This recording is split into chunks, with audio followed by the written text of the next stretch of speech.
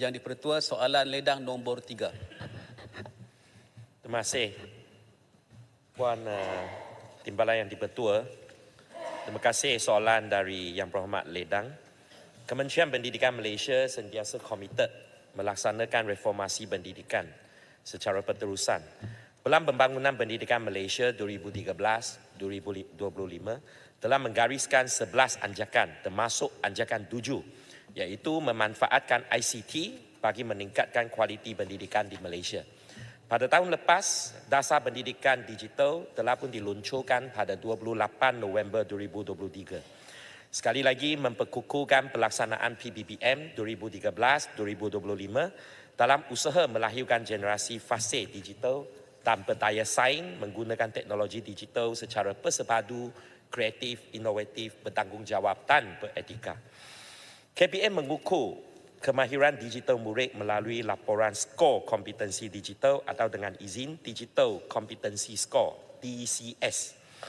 Pencapaian kemahiran digital murid pada tahun 2023 menunjukkan bahawa purata skor murid sekolah luar bandar adalah sebanyak 3.24 poin berbanding dengan purata skor kebangsaan sebanyak 3.31.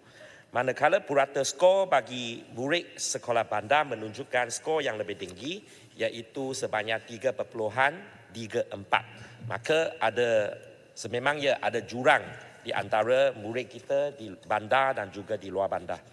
KBM sentiasa menyedari kepentingan penambahbaikan berterusan terhadap ekosistem pendidikan digital agar lengkap dan kondusif di semua sekolah, termasuk di sekolah-sekolah di luar bandar. Melalui teras 4 pengupayaan infrastruktur dan juga infrastruktur dasar pendidikan digital, KPM telah pun membangunkan kemahiran digital dalam ekosistem pembelajaran, iaitu rintis kelas hybrid telah dilaksanakan di 110 buah institusi pendidikan terpilih termasuk sekolah-sekolah luar bandar. Ini melibatkan 550 buah kelas bermula pada tahun 2021 dan kelas pintar ini dilengkapi dengan kemudahan peralatan digital seperti smartboard, TV pintar, set kamera, perakam suara dan sebagainya. Pada tahun hadapan 2025, pihak KPM bercadang untuk memperluaskan projek ini kepada 400 buah kelas lagi dan ini termasuk sekolah-sekolah yang terpilih dari bandar dan juga luar bandar. Berkenaan dengan akses internet, KPM telah melaksanakan perolehan baharu perkhidmatan internet bagi tempoh Julai 2024 sehingga Jun 2025 termasuk sekolah-sekolah di luar bandar.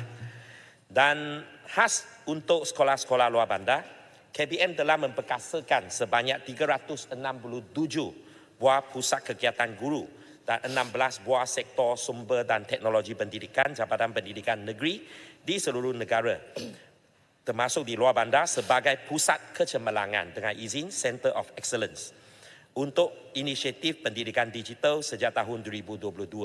Dan penaiktarafan ini telah pun selesai pada tahun ini melibatkan peruntukan sebanyak 44.6 juta ringgit. Dan dengan izin. Ringkaskan jawapan. Ya. KBM juga telah melengkapkan perkakasan ICT di makmal komputer sekolah secara berfasa di semua sekolah, termasuk sekolah-sekolah di luar bandar, melibatkan pembekalan komputer riba 21 unit setiap sekolah, pencetak multifunction 1 unit, projektor 1 unit, charging charge 1 unit. Dan projek ini dilaksanakan melalui 3 fasa dari tahun 2021 sehingga tahun 2023 melibatkan agihan sebanyak 244,158 unit. Dan KBM sentiasa berusaha menambah baik sistem pembelajaran berasaskan teknologi dan digital secara berterusan termasuk di kawasan bandar dan juga di luar bandar. Terima kasih. Ledang. Terima kasih.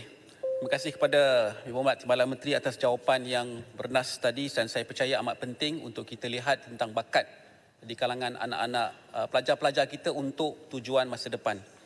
Saya ingin bawa kembali tentang cabaran juga yang disebut, antara perkara yang disebut tentang cabaran untuk ekosistem dari segi pendidikan digital ialah guru, iaitu untuk kita menyediakan guru yang berkemahiran digital.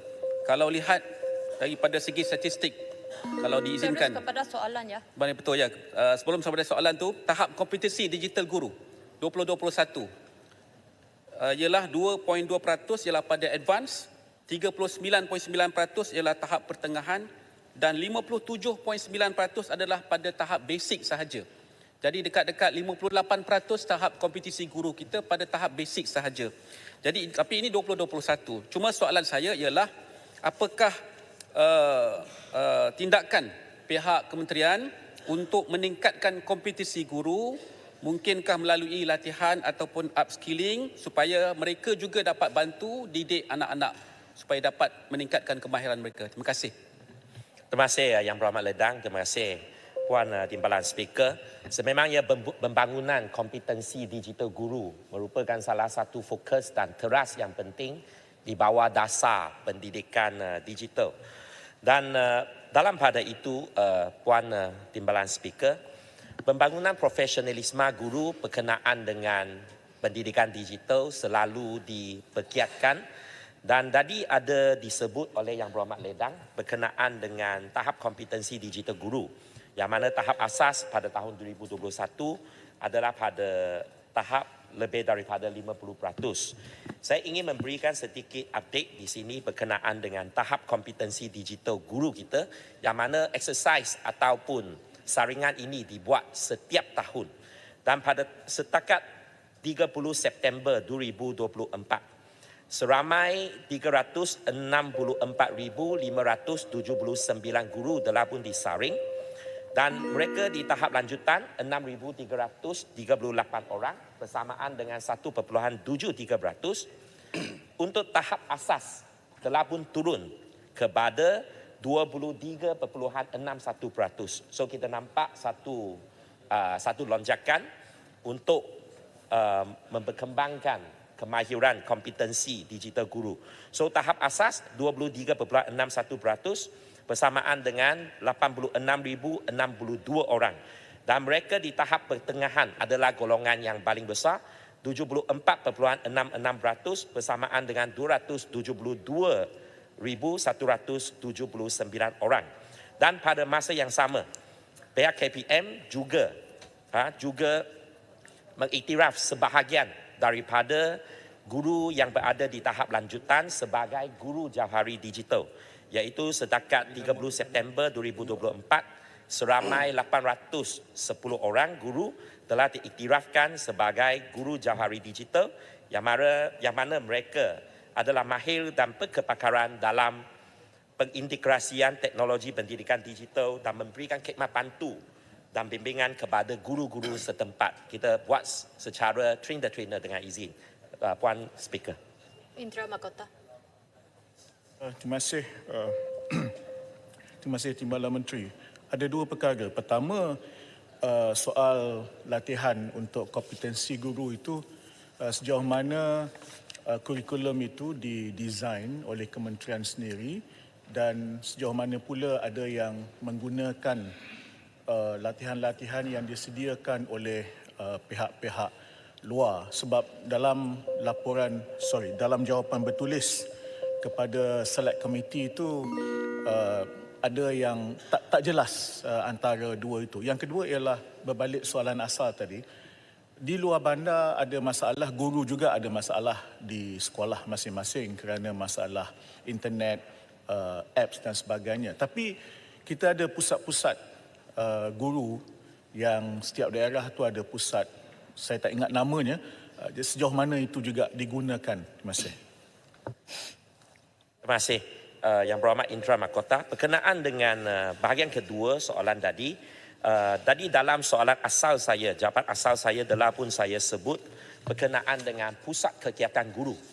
Pusat kegiatan guru yang mana pusat-pusat ini telah pun dinaik tarafkan dan juga dilengkapi dengan peralatan dan perkakasan studio digital seperti yang telah pun dilengkapi dengan peralatan dan perkakasan untuk dijadikan satu studio digital supaya ia boleh digunakan oleh murid dan guru untuk menghasilkan konten ataupun kandungan masing-masing. Tadi saya ada sebut dari tahun 2021 sehingga 2024 dari tahun 2022 sehingga tahun 2024 peruntukan sebanyak 44.6 juta ringgit telah pun diperuntukkan untuk tujuan penaiktarafan pusat kegiatan guru untuk menjadi pusat kecemerlangan, iaitu Center of Excellence. Bahagian pertama berkenaan dengan latihan kompetensi Ringkaskan guru. jawapan, Ya, pasal sudah tamat. Ya, terima kasih Puan Speaker. Berkenaan dengan latihan kompetensi guru, sememangnya pihak KPM ada berkolaborasi dengan rakan-rakan strategik kita seperti Microsoft, Google dan juga Apple untuk memberikan latihan kepada guru-guru kita dari masa ke semasa. So, kolaborasi dengan rakan strategik itu memang wujud. Sekian, terima kasih. Datuk Wira Hajar Mas Emiati binti Haji Samsudi, Masjid Tanah. Terima kasih Puan Speaker. Soalan saya nombor 4. Terima kasih Puan Yang di-Pertua dan terima kasih kepada